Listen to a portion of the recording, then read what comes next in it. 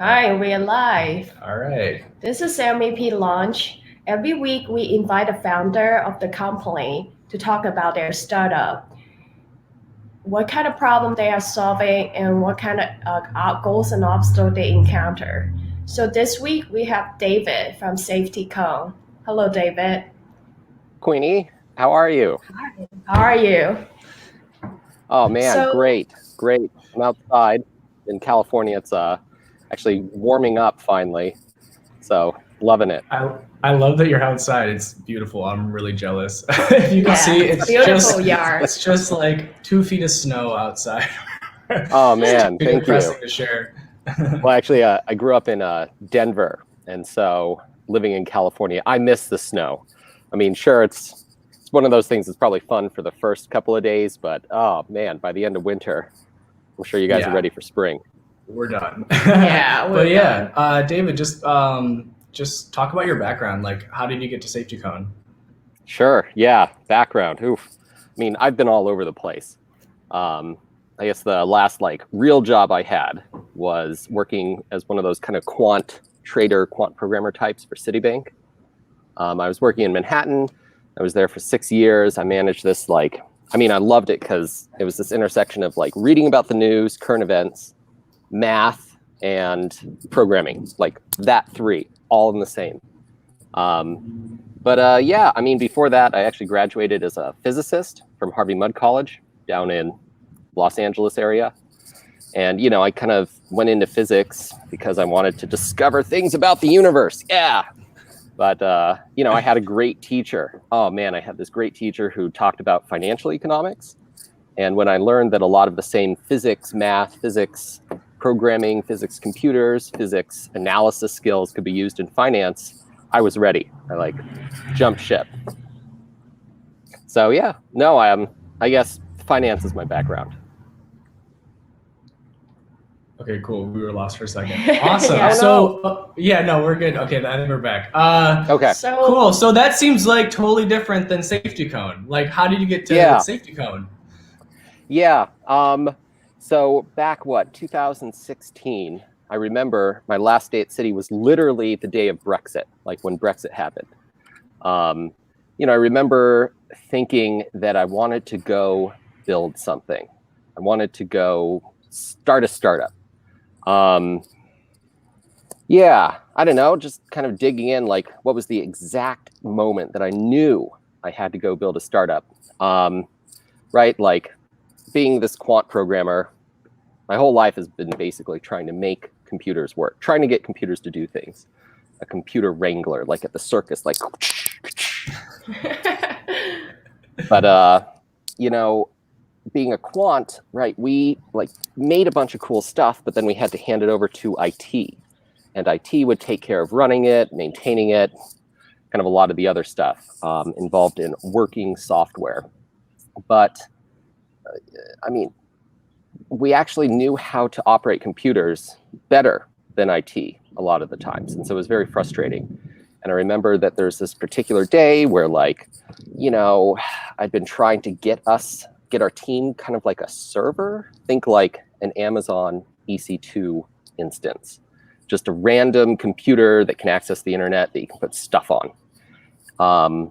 Yeah, and just after like months of trying to get a computer like that for our team, just something, finally succeeded.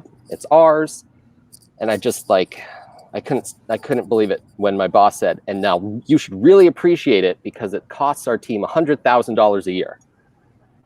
Just like a random computer, and I mean, he told me this when I was actually on the Amazon like EC2 pricing page, saying that they're charging like, I don't know, 10 cents per hour. Maybe that adds up to like a couple $100 a year. And I mean, I just couldn't believe it. That it's like, here I was going to try and breathe through this straw, trying to make computers do cool stuff at Citibank, where if I just left and like got an Amazon EC2 instance, I could do cool stuff for like 1,000th the price. Anyway, sorry, yeah, I'm evil, evil monologuing here. But no, I mean, safetycone. So how did you still haven't got to the point about safety cone yet? Yeah, so you're frustrated. Yeah, you're totally frustrated with the corporate bureaucracy, and I can totally identify with that. So like, okay, and you're like, okay, I want to get into startups. But you don't really have an idea for one. So where did this idea come from? Yeah. Yeah, I mean, you're absolutely right. The whole idea was just, let's have some fun. And I started off trying to do like some computer vision type stuff. This all really started, I figured I was obsessed with this algorithmic way of if you take a bunch of pictures of an object from different perspectives, you can stitch them all together and algorithmically generate like a 3D model of this thing. And really, it's used a lot in like video games in terms of like, why pay someone to model a rock? Why not just like algorithmically generate a rock? Yeah. So I started off doing that and actually kind of got funded for that idea a couple years later. But it turns out it's really hard, really hard. A lot of math, a lot of programming, a lot of the tools didn't exist. But I mean, what I was going to use it for was identifying like problems. If you could sort of like think about, you have a 3D model, you also have the pictures of that same 3D model. Whatever you can find in the pictures, poof, you can like display it on the model and use this 3D information. And kind of talking with a friend of mine, he just said like, well, why don't you go simpler? Like, well, this is really hard. Why don't you try something simpler? And thus kind of the idea of finding problems and trying to do something about them was born. But I wasn't quite sure, how safety cone was still not a thing yet. All right, I guess I still haven't answered the question. Why safety cone? Yeah, why safety cone? One more question. So when you said you got funded, and what year was that? That was back in 2018. Oh, okay. So how much did you get at the time? It was the deal. It was basically the Y Combinator deal, but from not Y Combinator. Okay. So that's before Y Combinator. No, not before. Just the same deal they offer. Yeah, so I mean, Y Combinator's been around forever, and basically what happened is this other alum of Harvey Mudd College got a stump for HMC. He was going to Y Combinator demo days, kind of one of the limited partners in YC, and he realized that you don't want to be one of the Y Combinator limited partners, one of these investors at demo day. No. What you want to be is Y Combinator. You want to be Y Combinator. So he kind of like took some money and wanted to do Y Combinator, but for companies with a founder from Harvey Mudd College. So it was basically like, anyway, if you have someone, shout out to all the people out there with Claremont College founders. If you're interested, HMC Inc. is the Harvey Mudd incubator, and now it's on like all the schools in Claremont. Oh, that's good advice for like leveraging your network. So, yeah, for sure. You may not be able to get into such and such accelerator, but you might have some advantage that other people don't have. So leverage that. Heck yeah. But I mean, a lot of people, there's a ton of new incubators starting up, much, not as well known as Y Combinator, but it's just a great model. I mean, why can't you do it? So just find someone that wants to be Y Combinator. Yeah, and really it doesn't take that much money to like start to try out an idea, and it could be huge. So for a lot of people, it's a great investment. Yep. So a safety cone, you were kind of talking about how like, people can kind of submit their problems. So like, what problem is safety cone really solving? Yeah. So safety cone is solving a communication problem, right? Safety cone is the easiest way to submit municipal reports about things like potholes, garbage piles, graffiti, using just a photo and location, right? That's all we ask. And really, like, you might be walking around and you might see a pothole. So great, you have the information that there's a pothole right here and it's really bad. But how do you communicate that to like the people who have, I don't know, the skills and the tools and everything it takes to fix a pothole? So yeah, safetycone's just kind of from the reporter side, from you seeing a pothole, it's just answering the question, who do you tell? And well, from the people who fix the pothole, from their side, it's answering the question of like, well, where's a pothole? Yeah, and I really love solving communication problems because it's just so easy to set up these like positive sum games when you have better communication. Because it's just, anyway, getting ahead of myself, but like on the safetycone kind of reporting flow, like one little thing we have is that we actually ask some optional questions, right? Like, how would you fix this? How did this happen? And the whole idea is like, look, if you right there, right now, on the ground, like could spend 2 seconds to save someone else who's going to fix it, you know, like a half hour to drive there, 15 minutes to find it, 20 minutes to look around. And, you know, who knows, maybe because they're not a resident, they still don't get the right idea about like how to fix it. I mean, it's just such a positive sum game, like 2 seconds here when you're already there versus like a whole afternoon of some professional's time. Yeah. Right. So, so sounds like safetycone is in between people who see a pothole and then do not know who it reported to, and safetycone is taking care of the reporting and reporting to the associate governments or city or mayors, anybody that can fix it, and then like speed up the process and make the reporting system more transparent. Is that the case? That is exactly it. Oh man, I should hire you, right? Clearly communicating. Yeah, and I love that you're talking about the context, right? Like you're you're talking earlier, like, hey, like I worked in this bigger, really, really big company, and there's all this bureaucracy around like just getting an instance of like a server running. Whereas the person on the ground in the neighborhood, they know their neighborhood better than anyone else. And they you want to empower that person to really make a difference. Exactly. So just wondering, have your idea ever evolved over time, or safetycone was always safetycone? Yeah. So tell us about your initial idea. Sure. Crazy evolved. I mean, it's still evolving. You know, the initial idea was actually to have like a text messaging chat bot. You know, I learned how to use Twilio just to programmatically send and receive text messages, and that was awesome. And, you know, I'll admit I did that literally because I didn't know how to internet.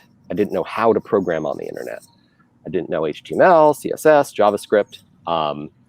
You know, despite 10 years of trying to make computers do something, it was all confined to the back end, right? All this numerical programming. But yeah, I mean, it started as like this text message based way to like tell someone about a pothole.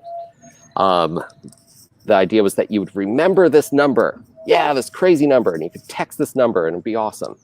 But, you know, like as time went on, lots and lots of feedback was that, well, you know, I'm never going to remember some number. And this text messaging, it's just really slow, right? Because like the central thing about this municipal reporting is that you need a photo and a location.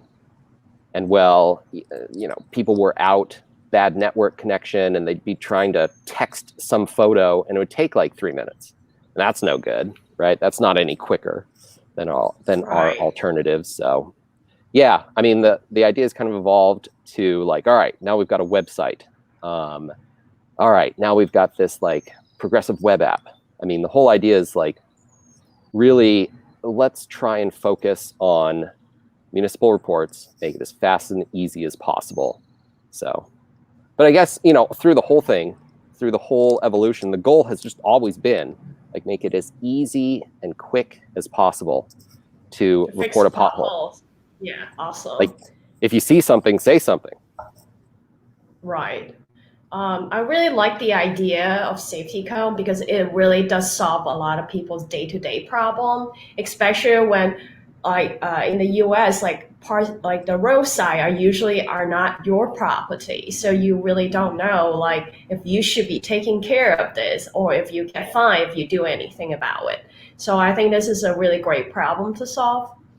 And so you're saying that it started as a chat box. That was actually interesting because I feel like the chat box idea could still be one of the feature that in safetycone.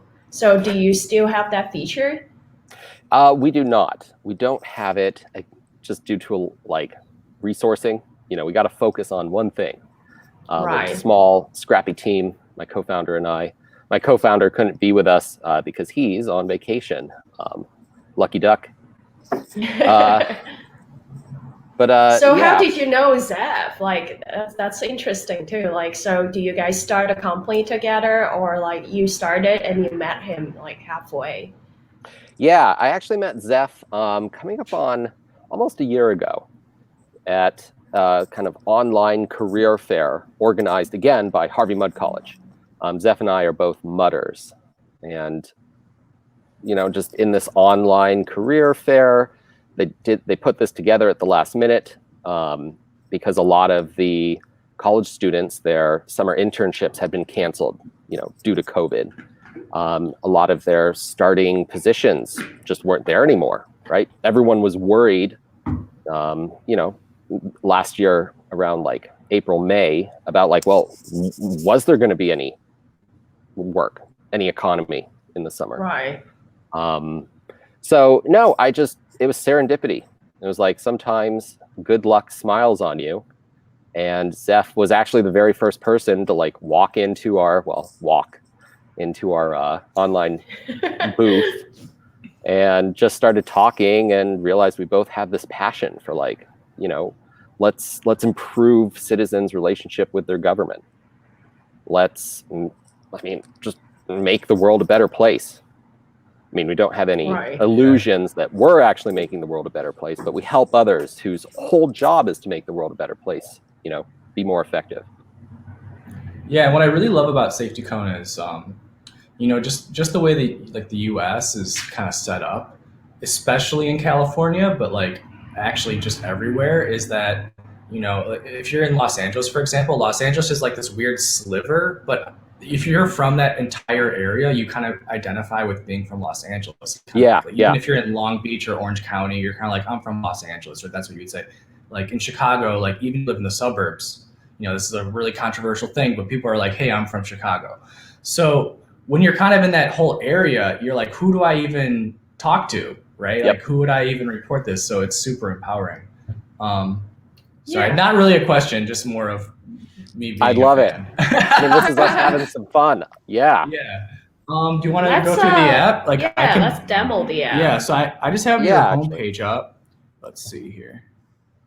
Yeah, Bam. So this works. So I just want to maybe we can just talk out loud and you can just talk about maybe different things or how people can use it. What kind of feature does it have, and what can you do with the app? Sure. Yeah, so one piece of feedback that we're going to incorporate is that this is a website that works on your phone. We're mobile friendly. Just because it's a website doesn't mean you can't use it on your phone. So basically what you're looking at is just what we want you to do. First step, start a report, but let's try to start a text report. Yeah, actually, I was checking this out yesterday, and I love how clear the language is. Like, I know exactly what you want me to do on this website. Like, the first thing you say, start a report, and then you go down a little bit. I also love all these examples of images. You're fixing things, and then you scroll a little bit, like, hey, no pothole handy. Like, hey, just have fun with it. Start a report, and then you go down a little bit and go, hey, start a report. And then you go down a little far. Hey, start another report. Yeah, hey, did you still get here? Start a report. Like I don't know. I got a kick out of that. Oh, I'm glad. Let's go through these pictures. I like this too. Like, all these places that you fix. Like, this is super impressive. How many actual potholes you have fixed, or any of the problems in total? Yeah, since you started the company. Since we started. A lot of this has just gotten kicked up into high gear lately. But since we started, we fixed over 75 issues. Awesome. And, this is of about 150 reported. And, that close ratio doesn't sound so great. 50%, oh, you can do better than that. But a lot of the reports are just in the last couple of months. And I mean, for a pothole, for getting municipalities out there to fill in the road, I mean, a month is a pretty fast turnaround. So I think we're doing pretty great. But actually, can I say something real quick? Would you mind going back to that sharp spike? Right, yeah, this click one. left once more. Okay, sorry, it's auto scrolling. This one? This one. Yeah. Oh man, I thought I got it set up. Anyway, there's kind of a lame picture there. I'll admit, it's lame because it's terrible lighting. It's of this metal spike sticking out of a parking lot. Oh. And maybe, that picture is real. One more. That's the guy. That's the one right there. Oh, okay. Oh, this one? Oh, I see. And it's just I mean, it's a terrible picture, but it's kind of special to me. That's what actually got this all started. Maybe I can finally answer that question from way back when. Oh, this is how you got started. Is this a pothole next to your home or something? So this was, I was actually traveling. So it was this January cold night in New Jersey. I mean, it was freezing. There was snow. I was just driving through a strip mall parking lot to pick up groceries, and bam, I've got a flat tire. I mean, it was just, first of all, it was awful. What had happened is that the mall had moved the handicap parking spots. And by moved, I mean, they put up new posts saying handicap spot, over there, and sawed off the old posts, leaving behind this nice, sharp metal spike sticking out of the road. Oh gosh. So just driving through the parking lot, I mean, the spike took out one of my tires. And, kind of to answer your question, why do I do safety cone? Both the big reasons and the little reasons. I mean, the little reason is that I wanted it. I wanted to tell someone about this metal spike sticking out of the ground. I mean, it's in it's on a private parking lot, because, we're not just reporting issues to cities. We'll report issues to anybody. I mean, we're like the honey badger. We don't care. Right? We will report any issue to anyone, anywhere. Well, maybe not any issue, outside municipal issues. Right. But, I mean, it's just, who do you tell? Who do you tell about it's a private parking lot, metal spike? I mean, do you walk into the grocery store? I mean, who do you tell? And so, I mean, that's the little reason that I myself wanted it. The big reason is that, this lady came out of the grocery store and she saw my plight, me fixing the tire in the snow. And I told her what happened, and she said, "Oh, that's awful. Yeah, that happened to me last week." What? And I mean, the big reason I do safety cone is that I know out there today, someone is going to have their day ruined by the same thing that ruined someone else's day last week. And look, I just want things to be different. I don't want tomorrow to be ruined as well. I like the spirit. Yeah, I love that. So what other types of things have people been submitting for? So you say pothole, but I honestly don't really see potholes super often, but there are tons of things that I could complain about. I there's tons of things the city does that I could just complain about.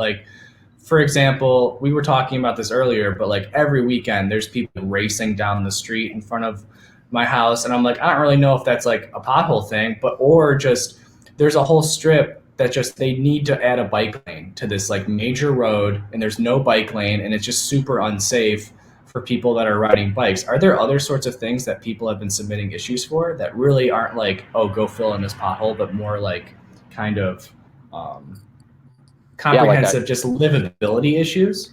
Yeah, livability issues. I mean, things should be different. For example, we've got this intersection just a couple blocks over. One of the neighbors just reported that this intersection should be a four-way stop. I mean, there's been a couple of close calls, cars, a lot more traffic now that there's been new building. A couple of close calls with cars just kind of zooming by, not realizing that the other direction doesn't stop. And people think it should be different. So, the key here is that just like your sound problems, if you could sort of metaphorically think about like going out on your street and placing down a safety cone that says something like really loud drag racing on the weekends here, and it's a problem, right? And then, anyone who cares about it could like add their name saying, yeah, I also think this is a problem. The whole idea is it's just like, look, if it's going to be there in 24 hours, if you could put a safety cone physically right there to let someone know about it, well, you should be able to do that. Right. But yeah, I mean, it's not just for potholes. In fact, like, I don't know. What do you guys think? I think it could be for anything. It's. I actually was more inspired for just general complaints about livability. Like. Yeah. But right, like, how do we give someone something that it's for? Because I mean, it's really for anything. But when you tell someone, oh yeah, it's for anything. Should we do a report? Yeah, I took a picture. A lot of stuff would be clear. I mean, when you tell people it's for anything, well, then it's really for nothing. But yeah, okay. I like this a lot that you're saying like, hey, if this is like a real emergency, like this is not the place. Right. Yeah. We're that kind of 24 hours, put a safety cone on it, not like, things are burning down. Just take a photo.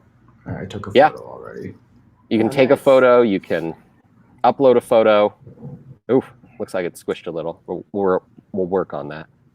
No worries. Archer Ave needs a bike lane. Okay. No, I think the problem should be like racing. Well, I think I kind of want a bike lane. I don't know. What do you think, David? What's a better issue? Say what? What's better, bike lane? Should I submit for the bike lane or should really I submit depends for on racing? What you care. Like you care about the bike lane, but I care about the racing. Just say both.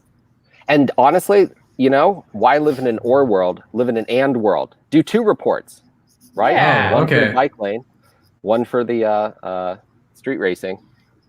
Okay. I mean, when you say you need a bike lane, that isn't really a problem for that, right? Well, but why just do problems? I mean, why live in a world that's just okay with no problems? This is the same type of thing where it's like, look, if you think things should be better, you think things should be different, well, tell someone. True. Okay.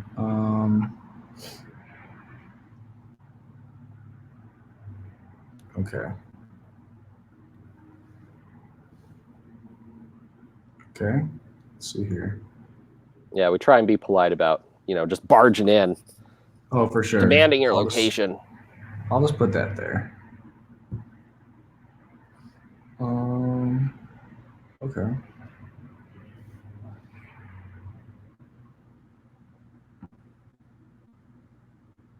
Okay.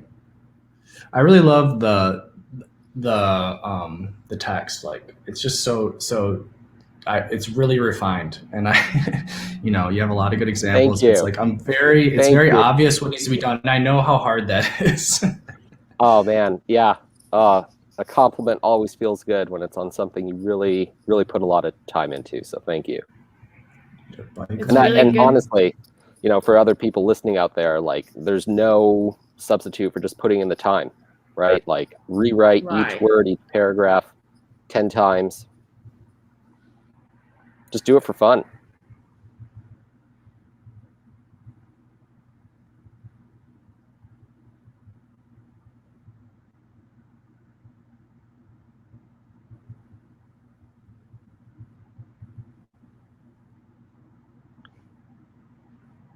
Yeah, I always think like this road needs a road diet. What if not fixed? What do you mean by a road diet? What's that? A road diet was so like, it seems like cars really dominate the cities now, and a road diet means like instead of like a four lanes, you go to 2 lanes, and you have more spacing for bikers and pedestrians. I see. And maybe just like a passing lane if someone needs to pass. But when there's like, and also when you have a road diet and it goes down to just 2 lanes instead of 4 lanes, drivers tend to drive a little bit slower. Oh yeah, If it's 4 exactly. lanes, they feel like it's a highway. They can go as fast as they want. Right. And you know, just fatalities, and I mean, yeah, I totally support it. I mean, with COVID, right? A lot of the towns around here, just to do kind of outdoor, socially distanced dining, they closed the main streets, like the street through the main part of town. Yeah, and So this is the upvote that you were talking about before, that like people who are older, they don't really understand what this means.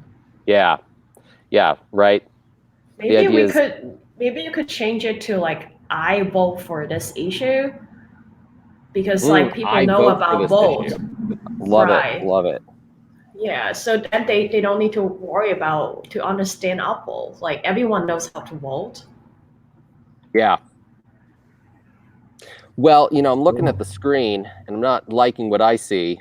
You know, things. Yeah, what happened? Like I don't see that image. It looks like I'm gonna have to go fish around. You know, does just refreshing the page? It's something. Oh, okay. And you're on like an iPad, right? Yeah. Yeah. Gotcha. This might be one of our first iPad reports. Okay, there we go. Hey, this is MVP launch. Yeah, exactly. It works pretty good. You should see our site. We break stuff all the time. I wouldn't have noticed unless you said something. That's one of those things where I wouldn't have noticed unless you actually told me. It's like when I used to be in a band when I was like, I still play music all the time, but my drummer would say like, "Hey man, the crowd doesn't know you make a mistake unless you tell them. So just play through it." Play through it. I'll remember that next time. The rhythm. Yeah, it's like got to be on their tempo. So no, I mean, cool. I'm just kind of bummed because you know, it's like giving your issue, your request for a bike lane, like its own Facebook page. And right, like I was really hoping to show you all the hard work we do for you down in that like history of the event. Right. You know, like what we look up, what we're dispatching, you know, who we're finding. You know, all automatically. And it looks like just, you know, maybe the server needs a restart. When in doubt, kick the computer. Oh yeah. I mean, this still looks really cool. I really love it. I'm really into it. Really good report system. It's definitely much easier than having to dial some number and call some like government worker and hopefully they could track something. Like it's good to have a company take care of this. Yep. Yeah, so, you know, just start a report. I mean, what I was saying earlier about potholes is, you know, potholes are actually kind of a terrible problem, right? You were saying, Ian, that you don't see too many potholes. But this gets at that language issue, you know, you brought up. Like, what is a municipal issue, right? Like, if we're sort of trying to tell people one thing, just one thing that safetycone is for. Sure, it's for all those other things as well. But like, just what's one thing that it's for? Potholes, great. You know, as opposed to maybe it's just for garbage, or maybe it's just for graffiti, or maybe it's just for metal spikes sticking out of the ground. Yeah, I mean, one of the Y Combinator pieces of advice is like, look, when you're trying to do your one sentence description, if you can get 90% of the way to you're doing all this cool stuff you do. If you could get 90% of the way there with just one sentence, I mean, you're doing great. So, right, like for all municipal issues, all the different types of things that could go wrong, power, water, irrigation, everything, you know, if you could get 90% of the idea across with just potholes, well, I mean, that's our thinking there. But, you know, what do you guys think? I mean, you know, we are always open to changing. I think it sounds great. Yeah, I like it. Pothole, I mean, I also think you say pothole, it's more like something that is not your property. It's not something that you can manage, and it's something that the city and the government should be taking care of. So you do have the connection between like government and a normal citizen. So I like the words of pothole, and also in like writing, like anything that makes sense is the nouns. So you use the nouns that are really simple, like a pothole is a noun. That's what it makes sense, right? Perfect. I see a pothole, you know. So all you need to care about is the nouns and how you connect the non-risk like what you do. But I also like the idea of just like improving the livability of your community, right? Like making it, because I think that would be a little way. I was, when you showed the four-way intersection, more of like a complaint of what's going on. It's not like a very like thing you can see that needs to be fixed. It's more of like a livability issue. And I was really inspired by that. Like, who would I even talk about like city planning type things? Who do you tell? Right. Yeah. Right.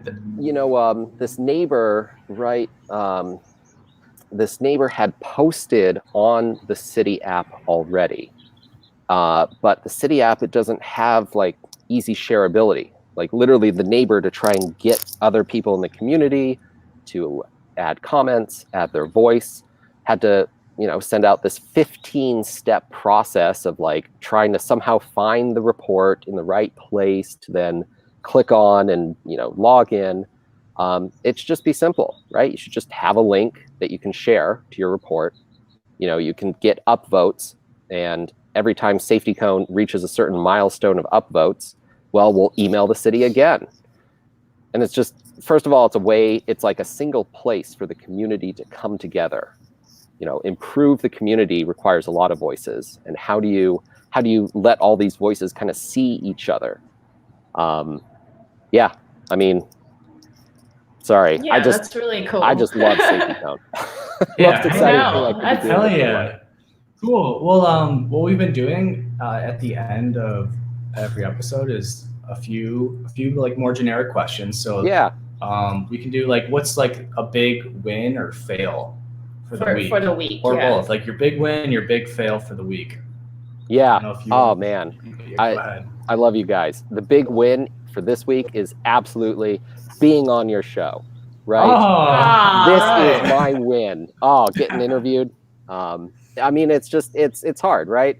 You're like braying in the wilderness. You're this lone ranger. Well, good thing I got my co-founder, but it's hard. It's hard to stay motivated, but oh, thank you so much, guys. This is my win. I mean, the fail, you know, I half suspect we've been having some problems with Gmail lately, right? We're scrappy. We send a bunch of emails via Gmail, and I guess we've been discovered by bots, right? Not all of them. I don't think all of them are the Google bots. Some of them are malicious. And when they scan our site, they'll, you know, we get all these 404s, right? They're looking for like a.sh, then they'll look for b.sh. They're just looking for all these kind of classic vulnerabilities. I mean, it's super fascinating, like seeing kind of how hackers, like what addresses on your site hackers are trying to get into.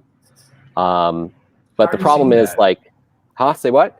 How are you seeing that? So, and that's some logs. Exactly. Basically, when there's a 404, like a page not found on our site, we get an email about it. Because I mean, it's kind of a problem. You know, actual legitimate people wanting to find stuff on our website. If it's not there, we should know. But, you know, we're brand new. We're like still learning how to do internets. And well, we send emails when we get 404s.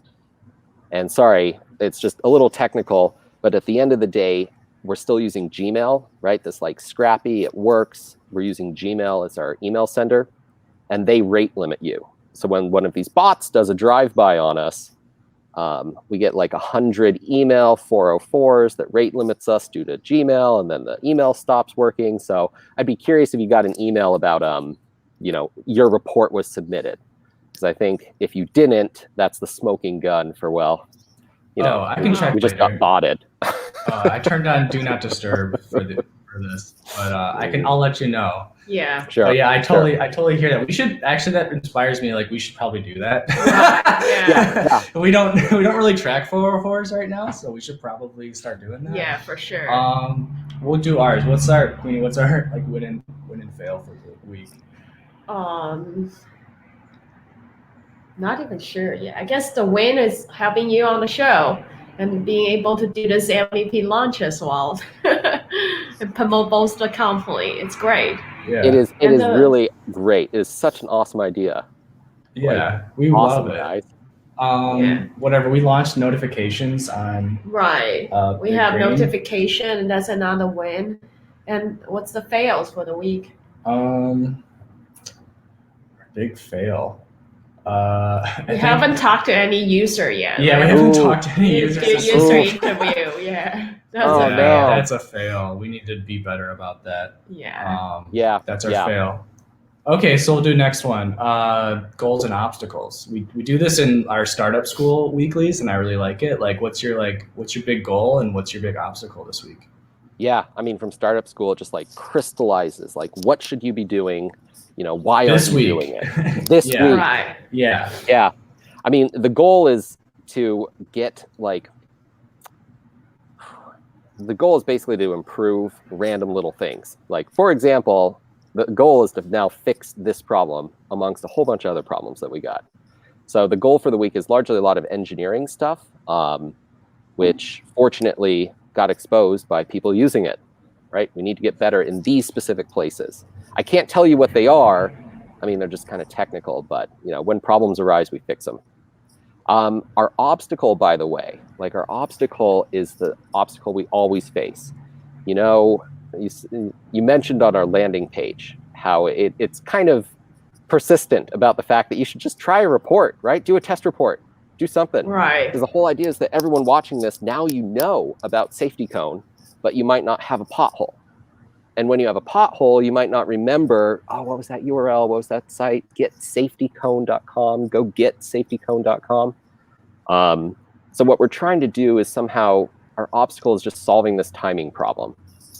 I mean, heck, right, we might lean into it. Just on the landing page, have some nice refined language that will work on 10 times about hey, people tell us that they love us, but they know they're going to forget about us. Don't want to forget about us? Give us your email. Give us your phone. We'll get that Twilio stuff working again. And so I can give you a suggestion for that. Something that we found has been really helpful is contextual advice that leads to your website. So what we've been doing is on are you there? Okay. We've been doing is on Reddit. Reddit's been a great source of getting new users. And instead of just posting hey, any municipal problem, just go to Get Safetycone, using that within context. So if someone's complaining on the Reddit Chicago page or on the Reddit local page, they're like, oh man, I hate this stupid thing or whatever, and they're complaining about it, just in the comments go, hey, you should report this to Get Safetycone, or I already made a report for you and here's the link to it, and everyone should upvote it. And I think that contextual, reminding people I didn't even know about this. Right. When I actually have the problem. I think your problem is more you need to expose your company more, because not that many know about it. It's not because they forgot about it. It's you need to gain your exposure. Yeah, you need you have to put yourself out there, and you need to talk about your company more. So that's a problem. Yeah, I love that context, right? Don't try and ask them for value first. Give them something of value first. And then ask, right? Right. Oh man, I recognize that you have this pothole that you're complaining about on Reddit. Hey, I made you this report already. How do you like it? Yeah, right. Or Nextdoor. Yeah. Nextdoor is even better, I think, for local stuff. Yeah, I mean, I will say we're actually doing some stuff on Nextdoor. I mean, it's hyper local. I had a great talk at YC Startup School last week. We've got kind of a good local game on Nextdoor right here. We're doing some of this stuff about when someone's complaining on Nextdoor about a pothole, I'll drive over, make a report for them. But you as a startup, you got to think bigger, right? You got to have both your micro game and your macro game. And yeah, macro game is it's time to get on Reddit. It's time to get on Twitter. Do exactly all that you're talking about. Oof. You got an airplane going on. No worries, you're good. So what are our goals and obstacles? Our goals and obstacles, so this spring that we need to do 3 user interviews, and we haven't done it yet. And also we would like to have 8 signups for Big Green Company. And what's our obstacles? Obstacles, I think, is still just creating more value that will bring people back to the site without being too spammy. I think one of the features we're building is just doing more mailers, like a welcome mailer. David, you do a great job with this with the emails. You do like onboarding emails, and just I think bringing people saying like, hey, thank you so much for being part of this community, and just communicating more with our user through email. And notifications is like, and more user engagement and like bring people back to the site. And so that's kind of a lot of goals and obstacles, but it's all there. Okay. No worries. Actually, could I go ahead. Jump in there a little bit more, just to like share some knowledge. So much in startup land is, okay, great, you've got all these ideas. Okay, you want to send out, more emails. But in startup land, it's about doing, right? Like, I just feel that there's so few resources for, well, how do you do certain things? So I wanted to share one. Our emails, right? There's like a whole argument for just doing text-based emails. Like, you'd be surprised, a lot of big websites, their kind of onboarding welcome emails are just like friendly text, no fancy formatting, no fancy pictures. We wanted to invest in like, just showing the company colors, showing the company logo. So we were facing this problem, like, how do you send nice looking emails? And try SendGrid. SendGrid, and they have like formats, and you can sort of add photos. SendGrid will do that. Well, what do you mean? Because my understanding of SendGrid is that you have to have all the HTML yourself.